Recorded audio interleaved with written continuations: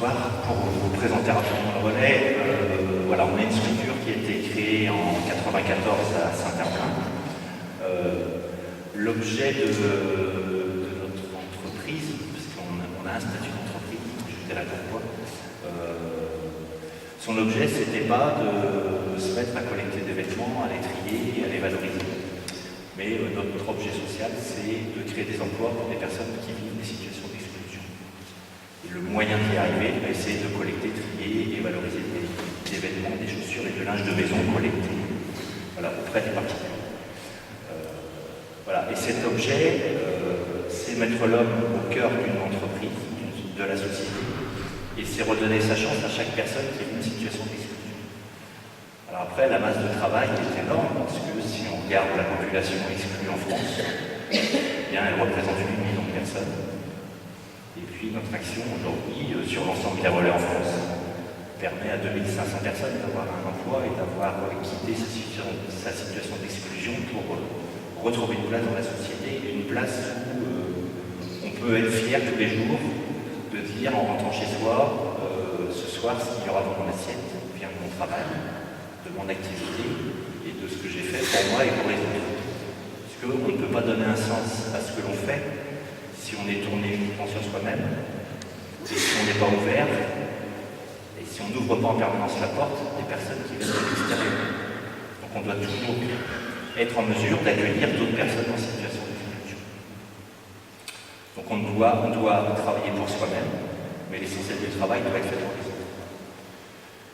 Alors c'est un vrai pari, et c'est un pari qui n'est pas toujours facile à faire comprendre à des salariés qui arrivent, parce que la seule chose qu'ils voient en arrivant, c'est qu'ils ont un contrat de travail, un salaire à la fin du mois, qu'ils améliorent leur vie quotidienne, mais l'essentiel ne va pas être dans ce qu'eux vont vivre, mais dans ce qu'ils vont partager, dans ce qu'ils vont vivre avec les autres.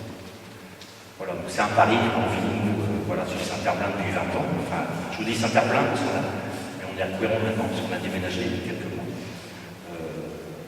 Et le fruit de tout notre travail, du coup, c'est un bien collectif qu'on doit partager et qu'on doit toujours mettre ensemble sur le... Voilà, notre outil de travail est un moyen collectif pour que tout le monde y trouve sa place. Donc voilà, je ne sais pas s'il faut que je dise plus de choses sur le relais atlantique, juste quelques points de repère. Il faut que je vous explique pourquoi on est une entreprise.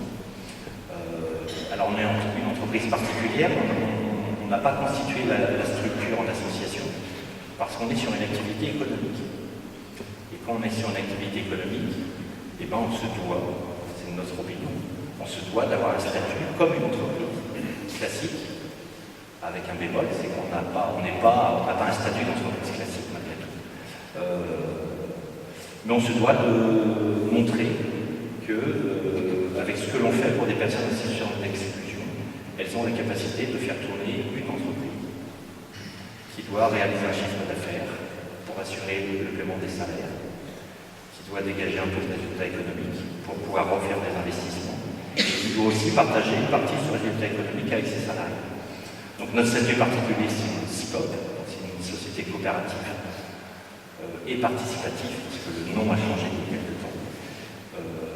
Voilà, et si on a une SICOP, eh bien c'est aussi parce que cette entreprise, elle appartient à ses salariés, puisqu'elle ne peut que prospérer par le travail de l'ensemble de ses salariés. Quand je dis ses salariés, ça va du dirigeant jusqu'aux salariés de production.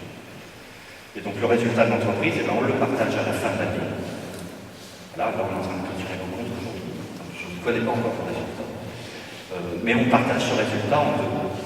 50% reste dans l'entreprise pour ses investissements et son développement. Et 50% sont répartis auprès des salariés en participation et de manière équitable. C'est-à-dire, quel que soit le poste de travail, le montant de la participation est identique. Donc, la participation n'est pas liée au statut, mais liée à la personne. La participation, elle est variable, ça va dépendre de notre résultat. Donc on a eu des très bonnes années, des mauvaises années. Et puis le relais fait partie d'un réseau national.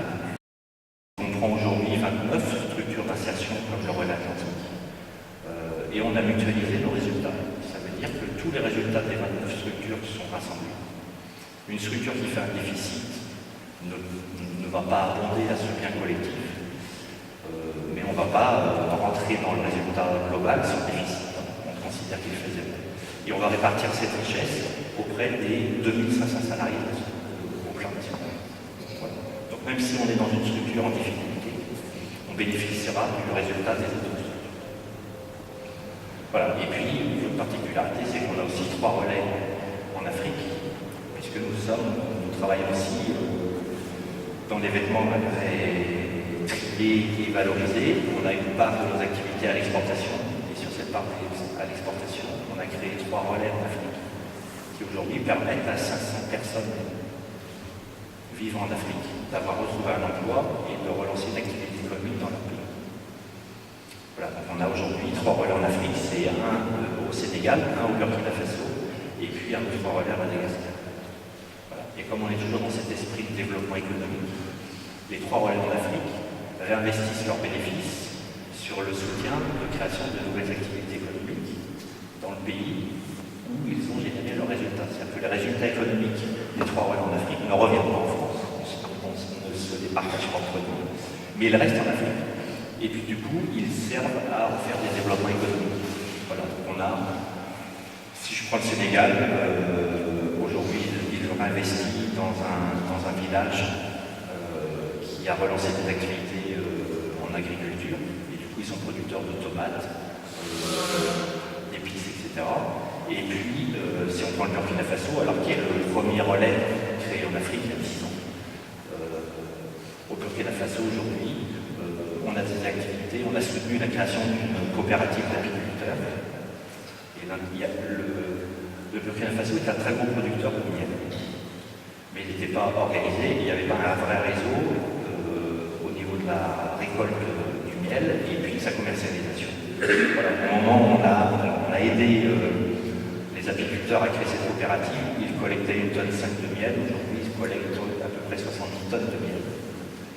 Mais l'intérêt de ces 70 tonnes, c'est que ça a permis de relancer une activité économique dans des villages d'apiculteurs et de développer leur activité. Ce qui permet aussi, notre démarche était aussi qu'un Africain, l'idéal pour sa vie, c'est bien de vivre dans son pays. Et c'est pas de partir dans un bateau, peut-être de mourir en mer, avant d'arriver dans un pays où il espère que là-bas, ils sont tous riches et qu'il trouvera sa place, alors qu'on n'est pas forcément un pays qui va accueillir des personnes pauvres, des pays plus pauvres que les nôtres. Donc, ça n'a pas, voilà, on pourrait dire, c'est une petite goutte d'eau, mais à chaque fois qu'on rajoute une petite goutte d'eau de quelque chose, et ben on en fait un monde meilleur ici et ailleurs. Voilà. Et puis, on travaille sur une coopérative de miel, on soutient des femmes qui ont créé une activité de teinturerie, donc qui achètent des tissus et qui font de la teinturerie, commercialisent leurs produits. Voilà, il y a d'autres activités sur l'agriculture également, sur du riz, puisque il y a des productions de riz au Burkina Faso, et aujourd'hui, on a du travail à des femmes qui vont étuver du riz qui a été récolté et qui le commercialisent. Et ce riz s'appelle grain d'or. Ça donne un joli sens. Et puis après, et dans les Burkina Faso, on a également créé une mutuelle pour les salariés, pour assurer les soins de l'ensemble des salariés et de leurs familles. Et puis on a créé également, les salariés ont souhaité créer une structure qui apporte du soutien à des salariés, mais pas qu'à des salariés, aussi à des habitants de leur village, qui ont une maison qui est délabrée, qui n'est plus digne d'une personne. Et du coup, ils investissent une partie du résultat de leur travail à reconstruire la maison avec l'habitant, à reconstruire sa maison pour qu'il ait un logement. Voilà. Et puis à Madagascar, on a d'autres activités, alors également sur du riz, parce que historiquement, Madagascar était le plus gros producteur mondial de riz. Et aujourd'hui, il est un pays qui importe du riz. Donc on a relancé une activité de culture du riz. Et puis également, on a sur Madagascar une activité assez particulière. On a cherché un bâtiment industriel pour développer l'activité. On a trouvé une usine de fabrication de voitures qui était fermée depuis 15 ans. Et le responsable du relais Madagascar, qui est un ingénieur ICAP, a relancé la production de voitures. Aujourd'hui, on construit à partir de la friperie Tri en France, envoyée à Madagascar. On a relancé une activité de fabrication de voitures malgaches qui va pouvoir être commercialisée dans tous les pays africains. Voilà, donc on a tous ces développements et qui sont toujours au service de la création d'emplois pour des personnes en situation de difficulté. Et c'est vraiment le sens de ce qu'on fait au quotidien. Alors après, on collecte. Aujourd'hui, nous sommes, je le dis tout le temps. Aujourd'hui, on subit beaucoup d'attaques d'entreprises privées qui se lancent sur nos activités, alors qui nous critiquent, qui disent qu'on utilise l'argent de l'État pour investir en Afrique et faire de l'argent. Voilà, donc on a toutes ces attaques que l'on subit depuis quelques temps, parce qu'on est sur une activité économique qui commence à nouveau à intéresser des industriels qui veulent s'approprier le marché sur lequel on est. Et quand je vous dis ça, c'est parce que le relais fait partie d'Emmaüs. Voilà, on a été créé par une communauté Emmaüs. Et à chaque fois que des activités de récupération ont toujours été créées en France par des structures qui étaient toujours au service des plus pauvres, ce qui était le cas des communautés Emmaüs, ce qui est encore aujourd'hui. À Emmaüs, au début, il y a bien longtemps, puisqu'il y a peu de temps, samedi dernier, on fêtait les 60 ans de l'appel de l'abbé Pierre en 54. À chaque fois, les communautés Emmaüs ont toujours lancé le recyclage en France. Aujourd'hui, vous recyclez vos bouteilles plastiques, c'est le mouvement Emmaüs qui a créé la récupération des bouteilles plastiques. Les bouteilles de verre, c'était les communautés Emmaüs qui collectaient, qui triaient le verre et qui le revendent. La ferraille, elle était énormément faite dans les communautés Emmaüs, etc. Et aujourd'hui, tous ces marchés appartiennent à Veolia, à Cita, alors à d'autres, voilà, parce que ce sont devenus des activités économiques viables et intéressantes. Et donc ce sont des activités qui ont été perdues dans les communautés Emmaüs, où aujourd'hui, alors on vit quand même, on se développe, mais on est obligé toujours de travailler à trouver d'autres solutions et d'autres marchés. Voilà. Et donc nous, on est sur une activité textile qui est devenue intéressante économiquement. Et du coup, on est forcément fortement attaqué, critiqué, parce que, voilà, si je prends le relais en France, le relais collecte 110 000 tonnes de vêtements tous les ans. Et nous sommes le premier récupérateur en France de textile. Et comme nous sommes le premier qui donne du travail à des personnes en situation d'exclusion, et bien forcément on ne fait pas beaucoup de bénéfices, parce que notre choix est de donner beaucoup de travail à beaucoup de personnes qui n'ont pas de qualification, pas de diplôme, et qui sont en plus en situation de chômage de longue durée. Donc qui n'ont pas une rentabilité économique intéressante pour une entreprise. Sauf qu'on est capable, en triant ces vêtements, de redonner un emploi à des personnes qui justement n'en trouveront pas. Si on prend une situation d'une personne dans l'exclusion, nous n'embauchons que des personnes qui ont au minimum 3 ans de chômage. 3 ans, c'est long. Mais les salariés qui ont la plus longue période de chômage chez nous ont eu 14 ans de chômage. Et c'est vrai que pendant 14 ans, quand vous vivez chez vous et vous n'avez jamais trouvé un employeur qui voulait vous embaucher. Et après, moi j'ai travaillé dans l'entreprise classique avant. Et je sais qu'une entreprise qui rencontre quelqu'un qui postule et qui est au chômage depuis X et X années, l'employeur a beaucoup de difficultés à l'embaucher en se disant cette personne ne pourra pas retrouver le rythme de travail normal. Et c'est une vraie réalité. C'est compliqué de se lever tous les matins pour embaucher à 8 heures, de le faire 5 jours dans la semaine, de le faire toutes les semaines, de le faire pendant un mois, de le faire pendant 2 mois et de le faire comme ça pendant une année et de se réinvestir, de retrouver ce rythme de travail au quotidien. Voilà, c'est pas simple. Et puis, il faut quand même savoir qu'une personne en exclusion va subir. Elle n'a pas que l'exclusion par le travail. Elle va avoir une exclusion dans la solitude, parce que très souvent on se coupe de ses liens familiaux et même de son réseau d'amis. Et puis on va aussi vivre des situations difficiles de surendettement. Voilà, on rencontre fortement des problématiques d'alcool, d'addiction. Voilà. Et donc, dans une période d'incarnation, il va falloir essayer de travailler l'ensemble de ces problématiques. Très souvent, un salarié qui arrive chez nous va avoir une procédure d'exclusion en cours, voilà, à tous les créanciers qui sont derrière lui.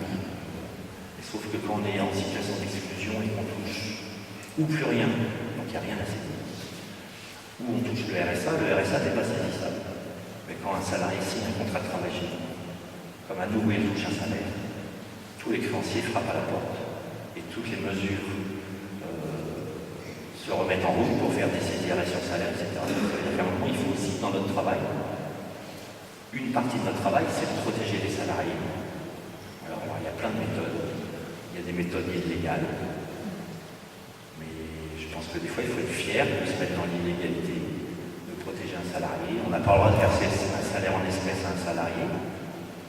Voilà, on peut toujours le faire, mais on ne peut pas verser 100% d'un salaire à un salarié en espèces. C'est interdit dans le droit français. On fait sous forme d'acompte, on fait énormément d'acompte. on verse 50 € sur le compte en banque du salarié qui est saisi immédiatement. Et puis au coffre-fort de l'entreprise, on garde le reste de son salaire et puis on paye toutes ses factures. Et en règle, voilà, on appelle son logeur pour épurer la dette. Et puis, et du coup, quand on le fait, quand on appelle, moi j'appelle ma société HLM en disant, ben voilà, le salarié doit tant de loyer, est-ce qu'on peut mettre un plan d'apurement en place? Ben, quand c'est l'entreprise qui appelle, on nous répond toujours oui. Alors que le salarié n'avait jamais eu d'un seul oui quand il faisait les démarches. Et à chaque fois, et c'est toujours bien accueilli parce qu'ils sont toujours surpris que ce soit l'entreprise qui le fasse. Et du coup, on fait les chèques tous les mois pour les salariés, on paye les loyers, on paye toutes les factures. Et en négociant au maximum pour garder un reste à vivre suffisant pour que le salarié ait de quoi manger, pouvoir sortir quand même, il faut aussi pouvoir sortir. Et puis en faisant comme ça, on arrive à faire une cagnotte, on met un peu d'argent de côté, ce qui permet aux salariés aussi de pouvoir partir en vacances l'été parce qu'on a fait sa cagnotte, etc. Voilà. Donc c'est voilà, il faut prendre, et c'est pas prendre en charge le salarié, c'est-à-dire que moi quand je le propose à un salarié, je ne l'impose jamais. Donc c'est aussi son choix, c'est-à-dire je lui fais une proposition, c'est son choix. Mais des fois, la seule solution, c'est de faire ce qu'on fait, d'être complètement dans l'illégalité. Mais si on n'était pas dans l'illégalité, on n'aurait pas un compte qui on aurait bien avoir. De temps en temps, il faut se mettre un peu à la marge, en sachant que le risque, il n'est pas énorme, le risque c'est moi qui le prends. Donc ça veut dire que si un jour on me posait des problèmes, ce serait moi qui... Voilà. Le risque est personnel. Voilà. Mais si on veut aider quelqu'un à se relever, la seule solution c'est de lui tendre la main et puis également de peut-être un peu faire le sacrifice de ce qu'on dit. Voilà, faire un sacrifice personnel en se disant que de toute façon, si on tend pas cette main-là, personne ne l'attendra. Aujourd'hui, peu de gens tendent quand même la main à des personnes qui vivent des situations difficiles. La limite de ce que l'on fait, c'est qu'aujourd'hui, on ne peut pas embaucher un sans-papier. Voilà. Dans le mouvement Emmaüs, on défend et on accueille énormément de sans-papiers. Dans nos structures, on ne peut pas accueillir un sans-papier, puisqu'un sans-papier, on a une interdiction de faire un contrat de travail avec une personne qui n'a pas de papier. En sachant que toutes les personnes qui ont... je ne trouve pas le mot, je le retrouverai. Voilà, oui, toutes les personnes qui ont une carte de séjour, à chaque fois qu'on signe un contrat de travail, on transmet à la préfecture la copie de la carte de travail, la proposition de contrat de travail, et on attend la réponse de la préfecture pour savoir si on peut signer le contrat de travail. C'est-à-dire qu'il y a un vrai regard sur la possibilité. Alors, cet événement-là a lieu, c'est parce que, bon, voilà, il y a une traque de personnes qui auraient des faux papiers, etc. De toute façon, il y a bien un contrôle sur les personnes qui sont avec des cartes de séjour et qui viennent sur le travail.